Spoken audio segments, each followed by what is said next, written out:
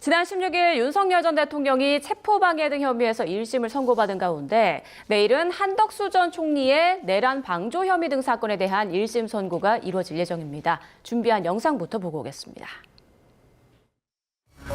국무총리였던 피고인이 국민들을 위해서 어떠한 조치를 취했습니까? 우선 첫째로 그 전체적인 계획에 대해서 저는 전혀 알지를 못했습니다. 제가 질문드린 건 그런 내용이 아니고 실제로 이제 비상계엄이 선포되지 않았습니까? 무장한 군인들이 출동을 했고요. 그걸 막기 위한 여러 국민들이 대치하는 상황이었습니다. 그런 상황에서 어떤 구체적인 조치를 취했는지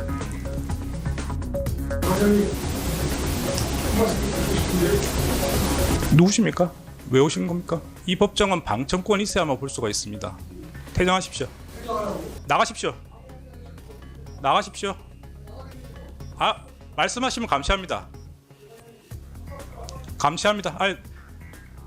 그 구검 장소에다 유치하도록 하겠습니다. 네, 재판 내내 단호한 모습을 보였던 이진관 부장판사의 모습 함께 보고 오셨는데요. 내란 특검이 기소한 사건 가운데 가장 먼저 심리가 종료되기도 했어요. 네, 그렇습니다. 그리고 이제 가장 먼저 내란과 관련된 사건에서 판결 선고가 나오는 사건이기도 합니다. 예. 그렇기 때문에 더더욱 이제 관심을 받고 있는 그런 사안인데 특히 중요한 것은 물론 한 전 총리의 책임이 유무와 혹은 형량들도 중요하긴 하지만 결과적으로는 이후에 있을 그런 내란 관련 재판에서의 어떤 기준점을 제시할 수 있는 그런 재판이기 때문에 더욱더 주목을 받고 있는 그런 상황입니다. 특히 이제 이 비상계엄의 성격을 먼저 규정을 하고 이것이 만약 내란에 해당을 한다라고 한다면 그 다음에 이제 한 전 총리의 책임이 있는지 없는지 이 부분을 따져나가는 순서이기 때문에 가장 먼저 이 내란에 대해서 이 계엄에 대해서 내란죄가 성립할지 하지 않을지를 먼저 설명을 할 수밖에 없는 그런 재판이 될 겁니다. 따라서 이 부분이 이제 향후에 다른 재판에도 상당히 연결이 될 것이다라고 보여지고 또 한편으로는 다른 국무위원들에 대한 책임을 판단하는 데 있어서도 먼저 이제 한 전 총리의 판결이 하나의 그런 기준점으로 제시가 될 수 있다라는 점에서도 상당히 주목을 받는 그런 선고가 될 것 같습니다. 네, 이제 이진관 부장판사의 모습을 내일은 좀 길게 볼 수 있을 것 같은데 이제 재판이 생중계 되기 때문입니다. 전직 대통령이 아닌 피고인에 대한 그 재판이 이렇게 하급심 재판이죠. 생중계가 되는 건 이번이 처음이라고요? 네, 워낙에 국민적 관심사가 높은 사건이고 또 역사적으로 굉장히 중요한 재판일 뿐만 아니라 대통령이 아니라고 하더라도 국정의 2인자입니다. 우리가 넘버 2라고 하잖아요.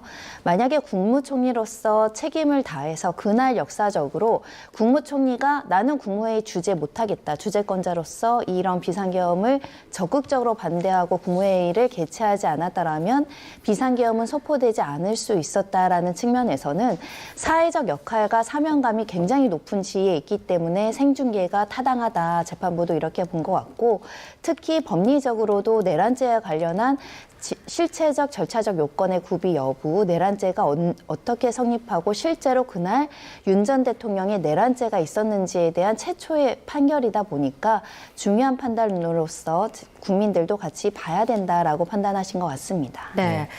자, 말씀 중 방금 들어온 속보 전해드리고 계속 이야기 나눠보겠습니다. 검찰에서 신용해 전 교정본부장에 대한 구속영장 신청을 반려했다라는 소식이 들어왔습니다.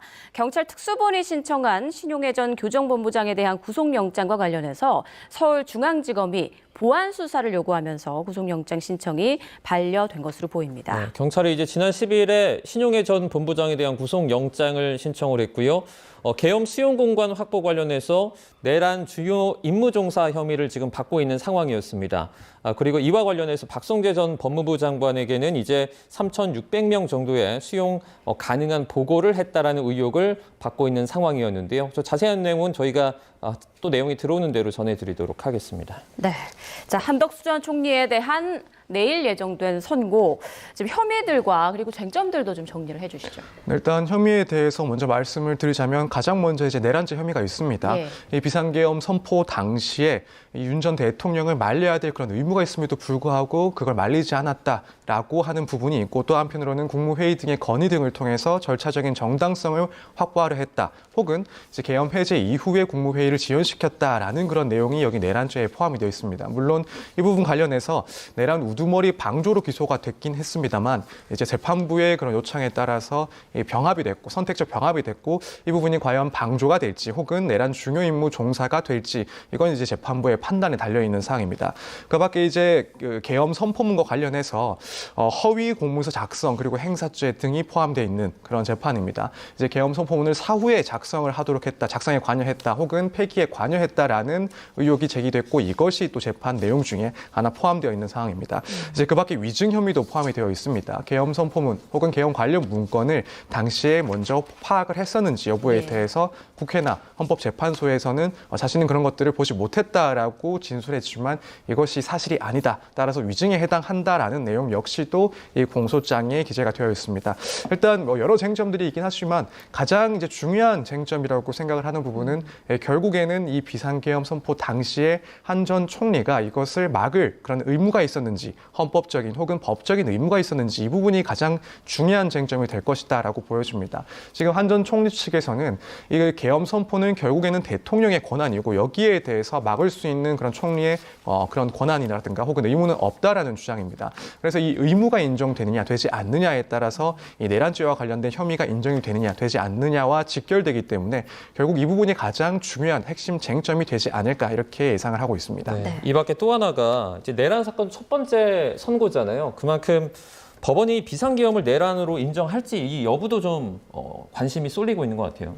그렇습니다. 방조범을 유죄로 인정하기 위해서는 정범의 그 내란죄가 성립이 돼야 그를 용이하게 하는 방조범도 유죄로 성립한다라는 논리구조가 성립되기 때문에 그 당시 행위가 내란죄인지 이것을 도우려는 의사가 있었는지를 순차적으로 판단하는 과정에서 내란죄 성립 여부를 판단할 수밖에 없는 구조가 만들어질 수 있을 것 같고요.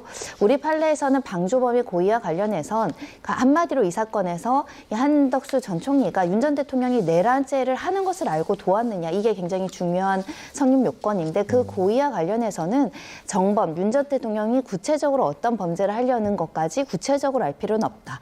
다만 미필적이나마 예견하거나 이를 알 수 있는 위치에 있었으면 그 정범을 도우려는 방조범의 고의를 인정한다라는 판례가 있기 때문에 이런 구조 하에서 지금 그 한덕수 총리는 나는 관련된 어떤 내란이 성립하거나 그것이 불법적이라거나 이걸 전혀 인지하지 못했다라는 주장을 하는 것이고요. 이 부분과 관련해서 어떤 판단이 나올지 쟁점이 될 것인데 기본적으로는 내란죄가 성립하기 위해서는 이미 다수의 헌법재판소나 다른 재판에서 인정한 것처럼 절차적 실체적 요건이 구비되지 않았다는 것은 뭐 어느 정도 명확해지는데 그것이 이제 국헌문란의 목적을 가지고 폭동행위에 이르렀느냐 전반적으로 내란죄의 구성 요건을 성립했느냐라는 판단이 나올 것으로 예상이 되는 상황이고요. 여기서 내란죄의 어떤 판단의 기준, 실체적 요건과 관련자들의 행위에 대해서 이제 평가를 한다면 다른 내란죄 판결들도 비슷하게 나올 가능성이 있기 때문에 중요한 첫 선례가 될 것 같습니다. 네, 자, 한덕수 전 총리 내 1심 선고에서 어떤 법원의 판단을 받아들이게 될지 관심이 쏠리고 있는데요. 자, 그런데 내란 우두머리 혐의로 윤 전 대통령에게 사형이 구형된 이튿날 한 전 총리가 의외의 장소에서 목격됐습니다. 화면과 함께 보시죠. 네, 한덕수 전 총리 부부가 어딘가에 앉아있는 사진인데요. 앞에 물병과 컵이 있고 테이블에 포크가 놓인 걸 보니 식당인 것 같죠. 최황 작가는 닷새 전 SNS에 이 사진을 올리며 윤 전 대통령 사형 구형 다음 날 한덕수 부부가 경양식 돈가스 집을 찾았다라고 적었습니다. 그런 날 대낮에 부인과 함께 등심 돈가스를 먹을지 안심 돈가스를 먹을지 고르고 있는 장면은 비현실적인 느낌을 넘어 초현실적으로 다가왔다고 비판했습니다. 또 윤 전 대통령 사형 구형 이튿날 한 전 총리는 다른 곳에서도 포착됐는데요. 한 인터넷 방송에서 구독자 제보라며 공개한 사진입니다. 서울의 한 고급 호텔인데 한 전 총리가 소파에 앉아서 무언가를 보고 있는 모습이죠. 내란 특검 수사 기간 구속영장이 기각된 한 전 총리는 지금까지 불구속 상태로 재판을 받아왔습니다. 네, 한 전 총리 불구속 상태로 재판을 받아왔기 때문에 어딜 가든지 뭐 자유긴 하지만 윤 전 대통령에게 사형이 구형된 다음 날 이런 곳들에서 이제 포착이 되면서 좀 비판적인 목소리도 나오는 것 같아요. 네, 말씀하신 것처럼 사실 뭐 피고인 입장에서 선고가 되기 전까지 어떠한 행동을 하는 것은 당연히 뭐 자유입니다. 다만 이제 실제로 뭐 사건들을 진행을 하다 보면은 의뢰인들 같은 경우에는 선고를 앞두고 있을 경우, 특히나 이 사안이 중대한 사안의 경우에는 일상생활을 그대로 유지하지 못하는 경우들이 너무 많아서 변호인 입장에서는 뭐 선고 결과도 선고 결과지만은 그때까지 최대한 일상생활을 유지하도록 노력해라라는 그런 조언을 하기도 합니다. 예. 근데 그런 사항들과 비교를 했을 때는 이런 내란 혐의에 대해서 재판을 받고 있는 상황이었고, 특히나 뭐 이제 국정의 1인자였던 윤 전 대통령의 사형과 관련된 구형까지도 있었던 그 시점에서 이렇게 너무나도 평온한 모습이 보여진다라는 것은 국민들이 봤을 때 또 상당히 좀 이상한 모습이다라는 평가를 할 수밖에 없을 것 같습니다. 물론 일단 뭐 그런 죄질의 무게 자체가 다르고, 또 한편으로 한덕수 전 총리 입장에서는 뭐 앞으로의 그런 선고 결과에 대해서 어떠한 자신감을 갖고 있어서 이런 행동이 있었을 수도 있긴 하지만, 그럼에도 불구하고 이 사안 자체의 중대성을 비춰봤을 때는 조금 더 신중한 그런 행보를 보이는 게 맞지 않았나 이런 생각이 듭니다. 네, 누리꾼들 사이에서는 뭐 부정적인 반응들이 좀 잇따르고 있는 것 같은데, 특검이 이제 뭐 지난 결심 공판에서 징역 15년을 구형을 했고, 이제 뭐 1심 선고가 나오게 될 텐데 1심 선고 직후에 바로 구속이 될 가능성도 있습니까? 법정 구속을 선택할 가능성이 상당히 높아 보이긴 합니다. 왜냐하면 일단 위증죄, 허위공소 작성죄와 관련해서라도 두 가지만 유죄로 인정되더라도 굉장히 중대한 범죄로 평가할 수밖에 없는 사건이고요. 내란죄가 유죄로 선고한다고 한다면 집행유예를 선고하기에는 사안의 중대성이 굉장히 큰 사건인 만큼 네. 실형이 선고될 수밖에 없고, 또 다른 피고인들이 이미 구속이 집행된 여러 가지 형평의 문제를 고려했을 때는 구속영장 단계에서는 기각이 됐지만 실형이 선고될 가능성이 매우 높다라고 말씀드릴 수 있고, 다만 10년 이상이 나올지 다소 감형이 돼서 7, 8년형으로 머물지에 대한 고민이 있을 것 같습니다. 워낙에 2인자라는 사회적인 책임과 지위가 높기 때문에 중대한 양형을 선택할 수밖에 없지만, 반면에 또 구체적인 실행행위에 가담하거나 방조한 행위들을 보면 처음부터 모의하거나 주도 면밀하게 이 내란의 행위에 가담했다라고 보기가 어려운 측면이 있을 것 같고, 예. 다소 뒤늦게나마 일부 자백하고 또 반성하는 취지를 보인 점에 있어서는 감형에 고려할 요소들이 있는 만큼 다소 감형된 형태의 선고가 나올 가능성도 있어 보입니다. 네, 내일 결과 저희 뉴스에서 생중계로 전해드릴 거고요. 자, 체포방해 등의 혐의로 1심에서 징역 5년을 선고받은 윤석열 전 대통령은 판결에 불복해 항소했습니다. 관련 목소리 들어보시죠. 이 사건 범행으로 인하여 훼손된 법치주의를 바로 세울 필요성이 있는 점 등을 더하여 볼 때 피고인에게는 그 죄책에 상응하는 엄중한 처벌이 필요합니다. 피고인 일어서십시오. 주문. 피고인을 징역 5년에 처한다. 이상으로 판결 선고를 마쳤습니다. 피고인은 퇴정하십시오. 판결문 수정 때문에 아직 받을 수 없다라는 건 결국에는 원 판결문 자체가 작성되기 전에 지금 급하게 선고를 했다고밖에 볼 수 없을 것입니다. 네. 대통령은 헌법상 제2기관 중에 소추를 받지 아니하는데 그 소추가 수사는 해당이 안 된다. 대통령 제에서 이렇게 판단하고 해석하는 건 이 판사가 처음입니다. 이 대통령제를 채택하고 있는 우리가 헌법의 정면으로 위배되는 헌법 해석이고,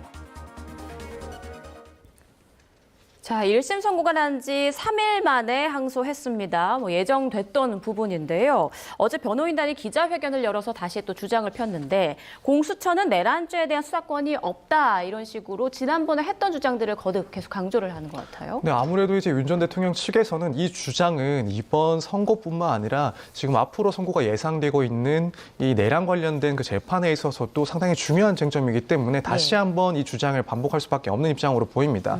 결국에는 공수처의 수사권이 인정이 되지 않는다라고 한다면 이 공무집행 방해 혐의에 대해서도 전체적인 수사 과정 혹은 체포영장의 집행 과정 역시 위법한 것이 되기 때문에 무죄를 선고받아야 될 수 있고, 또 한편으로는 결국 이제 내란 사건에 있어서 수사를 시작했던 것도 공수처였기 때문에 이 공수처의 수사 과정들 그리고 이후에 이어지는 그런 수사 절차들 역시 모두 위법하다라는 판단을 받고 공소 기각까지도 생각을 해볼 수가 있는 그런 쟁점입니다. 예. 그렇기 때문에 일단 이 점에 대해서 상당히 집중해서 주장을 하고 하고 있는 상황으로 보이고 더군다나 일단 특수공무집행 방해 재판에서 이 부분 재판부에서는 명확하게 적법한 수사라는 것을 인정을 해왔기 때문에 아무래도 예상이 되는 이 내란 재판에 있어서도 마찬가지 그런 결과가 짐작이 되기 때문에 이 부분은 여전히 뭐 장외에서도 계속해서 주장할 수밖에 없는 부분이다 이렇게 보여집니다. 네, 내란 특검은 아직 항소 여부를 결정하지 않았는데 좀 고민을 좀 많이 하고 있을 것 같아요.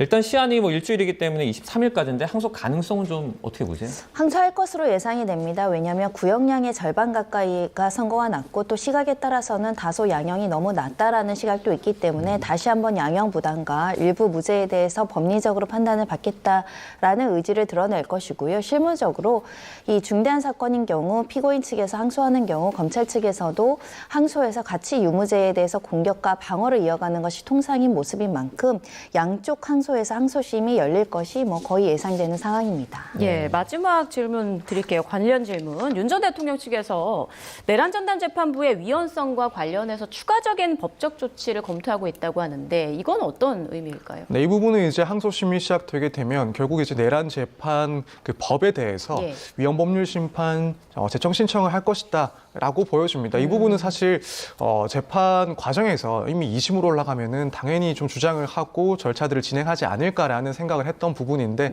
결국 2심으로 갔을 때 이 내란 전담 특별 재판부가 설치된 그 근거 법률에 대해서 위헌성을 따지게 될 것이고 이것을 만약에 이제 위헌 법률 심판 제청 신청을 했을 때 법원에서 인정을 하게 되면은 재판 자체가 멈추게 됩니다. 그러면은 뭐 윤 전 대통령 측에서는 일단 재판을 조금 지연시킬 수 있는 이점이 있을 것이고 다만 이제 현실적으로 봤을 때는 뭐 재판부에서 그런 신청을 인용할 가능성은 상당히 낮다. 그렇게 되면은 기각을 받게 되고 또 이제 윤 전 대통령 측에서는 그 후에 헌법 소원을 통해서 이제 헌법재판소의 그런 판단을 구하려고 할 것으로 보입니다. 네. 다만 이제 이렇게 될 경우에는 재판 자체는 계속 진행이 되기 때문에 재판상 그런 지연 문제는 발생하지 않는 거고요.